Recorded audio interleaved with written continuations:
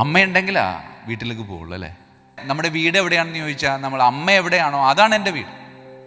ഞാൻ നേരത്തെ പറഞ്ഞു, ഞങ്ങൾ 10 മക്കളാണ്. അതുകൊണ്ട് ചില സമയങ്ങളിലൊക്കെ പെങ്ങന്മാർ ചേട്ടന്മാരൊക്കെ അമ്മയെ ഇങ്ങനെ കൊണ്ടു നിർത്തും. അപ്പോൾ ഞാൻ സാധാരണ തറവാട്ടിൽ പോകുന്ന ഞാൻ അമ്മ എവിടെയാണോ അവിടേക്കാണ് പിന്നെ ചിലപ്പോൾ ഒന്ന് പോയി കയറുന്നത്. അപ്പോൾ എൻ്റെ വീട് എവിടെയാണെന്ന് വെച്ചാൽ അമ്മ എവിടെയാണോ അവിടെയാണ് എൻ്റെ വീട്. അതുകൊണ്ട് അമ്മയുടെ മരണത്തിലൂടെ എനിക്ക് ഒരു ഗ്രേസ് പോയിന്റ് കിട്ടിയിരിക്കുകയാണ്. എന്താണ്? ഞാൻ വിശ്വസിക്കുന്നുണ്ട് എൻ്റെ അമ്മ ഇപ്പോൾ സ്വർഗത്തിലാണെന്ന്. അപ്പോൾ എൻ്റെ വീട് മാറി.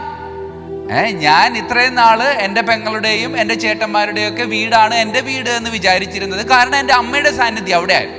പക്ഷെ അമ്മ അവിടെ നിന്ന് മാറി ഇപ്പോ സ്വർഗത്തിലേക്കുള്ള യാത്രയിലാണ്. സ്വർഗത്തിലെത്തി എന്ന് ഞാൻ പൂർണ്ണമായിട്ട് വിശ്വസിക്കുകയാണ്. കാരണം അത്രമാത്രം ഒരു പോസിറ്റീവ് എനർജി ഞാനിങ്ങനെ എൻ്റെ അമ്മയെ പറ്റിയും എൻ്റെ കുടുംബത്തെ പറ്റിയും പറയുമ്പോൾ ഈ അൾത്താരയിൽ നിൽക്കുമ്പോൾ ഞാൻ അനുഭവിക്കാറുണ്ട്. അതിന് കാരണം എൻ്റെ അമ്മ എൻ്റെ ഈശോയുടെ തൊട്ടടുത്ത് നിന്നുകൊണ്ട് ആ ഈശോയെ ഇടയ്ക്ക് ശല്യപ്പെടുത്തി എന്നെ പറ്റി പറയുന്നുണ്ട്.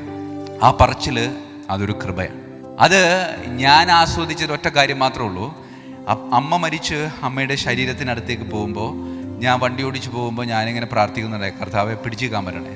അവിടെ ചെന്നപ്പോൾ വലിയ കുഴപ്പമില്ല, പിടിച്ചേക്കാൻ പറ്റുന്നുണ്ട്. അപ്പം ഞാൻ വിചാരിച്ചു, ദൈവം എൻ്റെ അമ്മ മരിച്ചിട്ട് എനിക്ക് സങ്കടമില്ലേ? പക്ഷേ സങ്കടമുണ്ട്, പക്ഷേ അതിനും അപ്പുറം ഒരു സന്തോഷമുണ്ടെന്നുള്ള. പിറ്റേ ദിവസം ഈസ്റ്ററിൻ്റെ കുർബാന അർപ്പിക്കാൻ ഒരുങ്ങുമ്പോൾ എൻ്റെ പിതാവ് എന്നെ വിളിച്ചിട്ട് പറഞ്ഞു, ഡയസെ വേറെ ആരെങ്കിലും ഏൽപ്പിക്കണോന്ന് ചോദിച്ചു. ഞാൻ പറഞ്ഞു, വേണ്ടി വരും പിതാവേ, ഞാൻ പറയാമെന്ന് പറഞ്ഞു. പക്ഷേ അമ്മ എന്നോട് പറയുന്നത് പോലെ തോന്നി, മരണത്തെ തോൽപ്പിച്ച തമ്പുരാന്റെ ഉയർപ്പ് തിരുനാൾ ആഘോഷിക്കുമ്പോൾ നീ അത് ആഘോഷിക്കാതെ മാറി നിന്നിട്ടുണ്ടെങ്കിൽ ഞാൻ എന്നേക്കുമായി നിന്റെ അടുത്ത് നിന്ന് പോയി എന്ന് നീ പ്രഖ്യാപിക്കുകയാണ്. അതുകൊണ്ട് പ്രിയമുള്ളവരെ, ഞാൻ പിതാവിനെ വിളിച്ചിട്ട് പറഞ്ഞു, ആരെയും വേണ്ട, ഞാൻ തന്നെ ചൊല്ലിക്കോളാം. എൻ്റെ പൗരോഹിത്യ ജീവിതത്തിൻ്റെ 22ാമത്തെ ഈസ്റ്റർ ആയിരുന്നു. എൻ്റെ പൗരോഹിത്യ ജീവിതത്തിൽ ഇത്രയും ആത്മാർത്ഥമായിട്ട് ഒരു ബലി എനിക്ക് അർപ്പിക്കാൻ പറ്റിയിട്ടില്ല. കാരണം അത്രമാത്രം വിശ്വാസത്തോടുകൂടെ എൻ്റെ കർത്താവ് മരണത്തെ തോൽപ്പിച്ച് ഉയർത്തെഴുന്നേറ്റുവെന്നും എൻ്റെ അമ്മ അത് തന്നെ സ്വീകരിച്ച് ഇപ്പോൾ ആജീവനാന്തം എൻ്റെ പിതാവായ ദൈവത്തിൻ്റെ പക്കലുണ്ട് എന്ന് എന്നോട് ഞാൻ തന്നെ പറഞ്ഞ നിമിഷങ്ങളായിരുന്നു.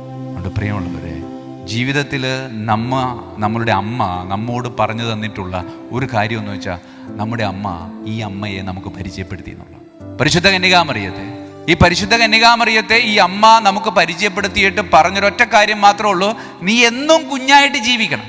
നീ എന്നും കുഞ്ഞായിട്ട് ജീവിക്കാൻ വേണ്ടി എനിക്കെപ്പോഴും നിന്റെ കൂടെ ഉണ്ടാകാൻ സാധിക്കില്ല. അതുകൊണ്ട് എപ്പോഴും നിന്റെ കൂടെയുള്ള എൻ്റെ അമ്മയെ, അതായത് പരിശുദ്ധ കന്യകാമറിയത്തെ ഞാൻ നിനക്ക് സമ്മാനമായിട്ട് തരുകയാണ്.